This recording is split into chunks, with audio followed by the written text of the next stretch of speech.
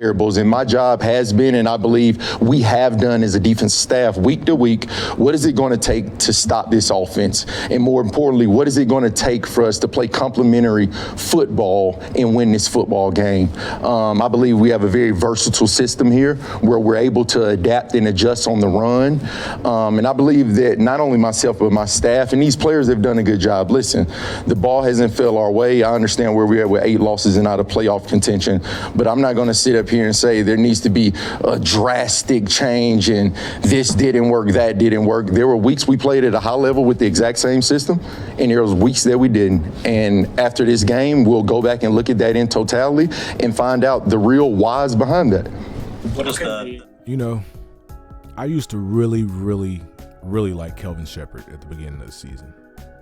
Even with the rough couple losses that we had early, I really did think he was doing some good things. I loved the way, with the chance to lose 9. In those 8 losses, the Lions have allowed a staggering 1,152 rushing yards on the ground. That means, in losses this season, the Detroit Lions have allowed 144 rushing yards per game.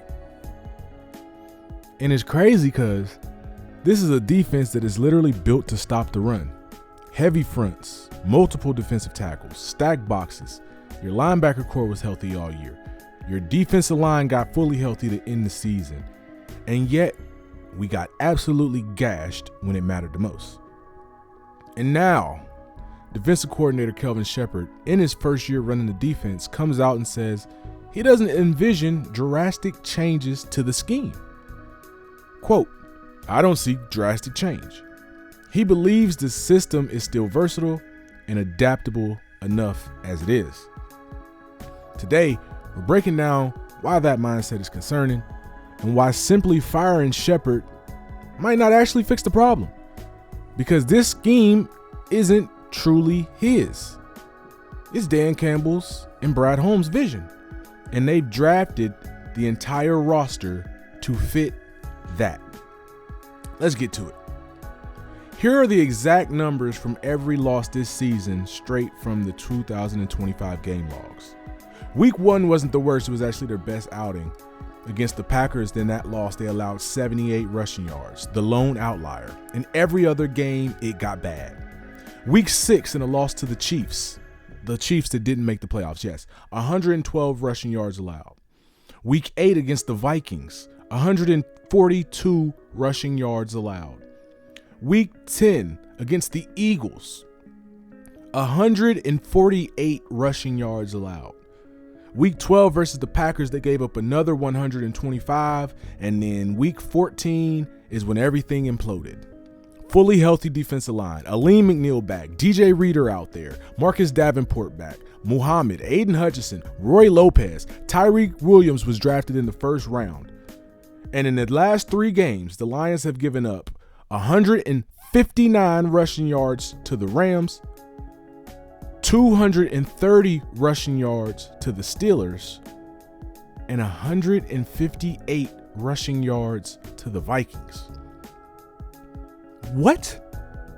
That adds up to 1,152 total rushing yards allowed across 8 games, 144 yards per game. 7 of those 8 games, we gave up 112 plus yards on the ground. League-wide, we finished 16 in rushing yards allowed, allowing 117.6 per game. And it looks okay on the surface.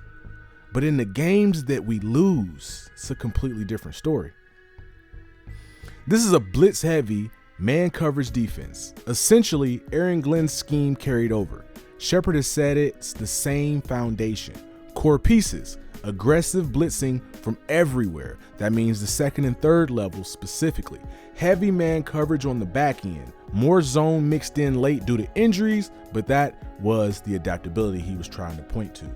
Only one true edge, and that is all Lions fans' biggest concern with the defense, even above our 2 safeties being out, even above Terrion Arnold being ass, even above Ennis Rakestraw never taking a snap because he gets hurt in practice every year.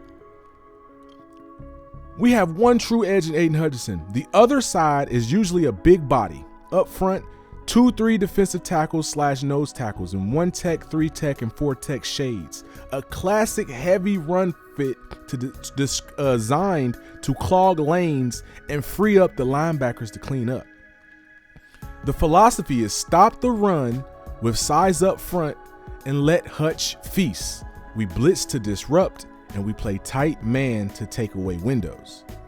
Shepherd's keeps calling it versatile and adaptable, and on paper, it should be. But when teams actually committed to running the football in games we needed to win, it fell apart.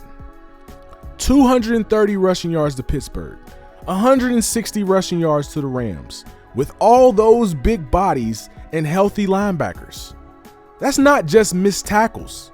That's scheme that can be exploited when opponents don't fear the pass rush enough to abandon the run.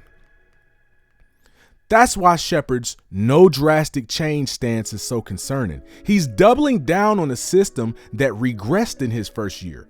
We dropped from top 10 in points allowed and takeaways to 22nd in points and tied for 20th in takeaways. Explosive plays crushed us, and the run defense this heavy front is supposed to anchor gave up 1,150 yards in losses alone. Adaptability week to week is great, but when the base philosophy gets exposed in half of your games, maybe you need more than tweaks. Maybe 2 high looks, lighter boxes, or actually adding a true second edge to force opponents out of their heavy run scripts. Here's the bigger issue though, and why firing Shepard might just be pointless. This isn't really Shepard's scheme, it's Aaron Glenn 2.0, just executed worse in several areas. Glenn got a head coaching interviews for a good reason, but step back. Dan Campbell and Brad Holmes have full control over the defensive identity. They built the roster since 2021 around aggressive man blitz football. Every draft pick fits it. Big disruptive defensive tackles like McNeil, more heavy interiors, versatile blitzing and cover linebackers, man coverage corners, but only one true elite edge in Aiden Hutchinson. There is zero priority on any speed to complement anything about this defense. Even the fucking corners are slow. A new coordinator will almost certainly have to run something very similar because the personnel is tailored for this scheme. Firing Shepard just gets another in-house guy or someone who checks the same boxes, running the same core scheme. Real evolution, if we need it, has to come from the very top. Campbell and Holmes deciding the identity needs more than minor adjustments. In conclusion, Shepard deserves scrutiny. It's his defense now. That's true. But his comments shine a light on the real question. Is this scheme maxed out? Or can it get back to elite with just tweaks? Was it ever truly elite? The Commanders seemed to do whatever they wanted to us in the playoffs last year. What do you think, Lions fans? Should we fire Shepard?